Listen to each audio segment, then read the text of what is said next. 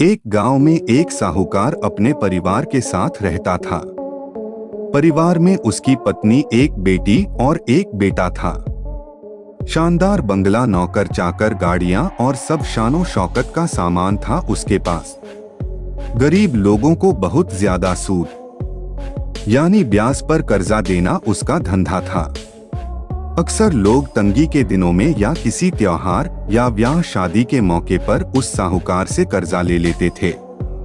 जब फसल अच्छी होती तो थोड़ा थोड़ा करके उतारने लगते, लेकिन जिस वर्ष सूखा पड़ता तो कर्ज तो छोड़ो, गांव वाले सूद तक नहीं दे पाते थे। इसी का फायदा उठा वो साहूकार उनकी जमीनों पर कब्जा कर लेता, कब्जा कर उन्हें बेच देता और खूब पैसे कमाता। इस धंधे में उसका बेटा भी उसकी मदद करता। दोनों बाप बेटा हर समय किसी ना किसी गरीब की जमीन हड़पने की योजना ही बनाते रहते। एक दिन शहर से एक व्यापारी आया और साहूकार से गांव में जमीन खरीदने की इच्छा बताई। साहूकार की खुशी का ठिकाना ना रहा। घर बैठे बिठाए जमीनों का ग्राहक मिल गया। साहूकार ने उस व्यापारी को बहुत सी जमीनें दिखाई जो उसने कर्जे के बदले गांव वालों से हथिया ली थी, लेकिन उस व्यापारी को कोई भी जमीन पसंद ना आई। गांव में घूमते हुए व्यापारी को एक जमीन का टुकड़ा पसंद आया। उसने साहूकार से उस जमीन के बारे में पूछा तो साहूकार सोच में डूब गया। असल में वह जमीन तो एक बिन माँ बाप की लड़की की थी जो वहां पर रहती थी। उस लड़की के माँ बाप ने साहूकार से 20,000 रुपए कर्ज लिया था, मगर उसे चुकाने से पहले ही उनकी मृत्यु हो गई। बेसहारा लड़की की हालत देख गांव की पंचायत ने साहूकार से उस जमीन पर कब्जा न करने को कहा। भला पंचायत की बात कैसे टाल सकता था साहूकार, मगर दिल में हमेशा ही उस जमीन पर कब्जा करने की बात सोचता रहता था। आज व्यापारी की इच्छा सुन उसका लालच बाहर आ गया था और उसने जमीन पर कब्जे का मन बना लिया। कर्जे के सारे कागज ले वह उस लड़की के घर पहुंचा और कर्जा वापस करने की बात कही। जब लड़की ने अपनी दुर्दशा बताते हुए और समय मांगा तो साहूकार ने कब्जा करने की धमकी दी।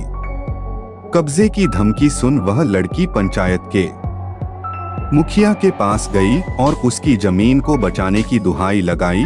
सारे गांव में यह बात आग की तरह फैल गई कि साहूकार उस बेसहारा लड़की की जमीन पर कब्जा करने वाला है। यह बात उड़ते उड़ते साहूकार की बेटी के कान में पड़ी। अपने पिता के लालच की बात सुन उसके मन में बहुत दुख हुआ। उसने अपने पिता से इस बारे में बात करने की कोशिश की, लेकिन साहूकार को तो सिर्फ बहुत बड़ा मुनाफा ही दिख रहा था। उस पर बेसहारा लड़की की दुर्दशा या अपनी बेटी के निवेदन का कोई असर न हुआ और उसने उस जमीन पर कब्जे का ऐलान कर दिया।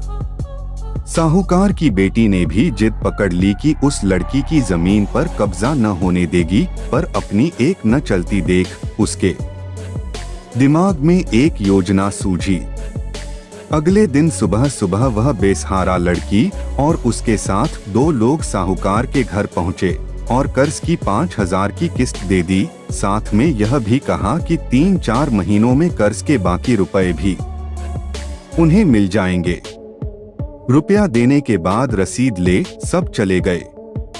चूंकि अब किस्त मिल गई थी, इसलिए पंचायत ने भी कब्जा नहीं करने दिया। साहूकार बहुत परेशान था कि आखिर उस लड़की के पास इतना सारा रुपया कहां से आया। कल तक तो वह दाने दाने को तरसती थी और आज 5,000 रुपया दे गई। कुछ भी ना समझ आने पर उसने गांव वालों से भी पूछताछ की, लेकिन कोई भी रुपयों के बारे में नहीं जानता था। कुछ दिनों बाद वह लड़की फिर 2 गांव वालों के साथ आई और कर्ज की बाकी रकम चुकाकर रसीद और कर्ज के सारे कागज ले लिए। साहूकार परेशान हो गया कि आखिर इस लड़की के पास इतना धन आया कहां से। इस तरह कुछ दिन और बीत गए। एक दिन साहूकार को खबर मिली कि उस बेसहारा लड़की ने अपनी जमीन बेच दी है। कुछ कर तो सकता नहीं था, लेकिन उत्सुकतावश जाकर देखा तो चौंक गया।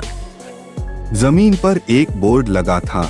उस बोर्ड पर जमीन के मालिक का नाम देख साहूकार की मानो सांसें रुक गई। मालिक के नाम के आगे लिखा था उसकी अपनी बेटी और उस लड़की का नाम। वह दौड़ा हुआ घर गया और बेटी से पूछा कि यह क्या तमाशा है।